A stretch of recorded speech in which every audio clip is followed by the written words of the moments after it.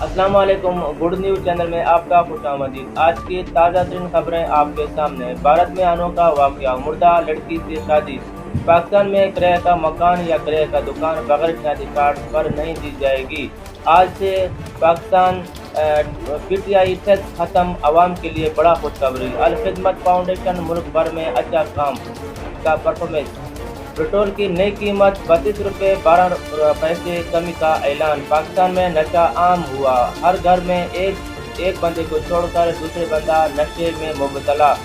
نشہ کو کنٹرول کرنا ملک کی ذمہ داری ہے اور ملک کی ترقی کے لیے اور ملک کی بہتری کے لیے ہے۔ پاکستان پیپل پارٹی آصف علی زرداری بلوچستان میں مختلف شہروں میں اپنے یعنی کہ کارکنوں میں ملاقاتیں۔ ٹرمپ کا کہنا ہے پاکستان کا بڑا شکر گزار ہوں میں، مکمل حقوق تسلیم کیے بغیر ابنائے حرمت نہیں چھوڑیں گے۔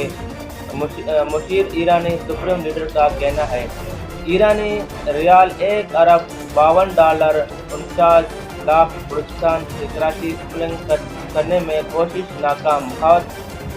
خاتون سمیت 2 ملزمان گرفتار۔ کوئٹہ کاسی روڈ پر فائرنگ میں 2 بھائی جاں بحق، سول میں منتقل کیا گیا ہے۔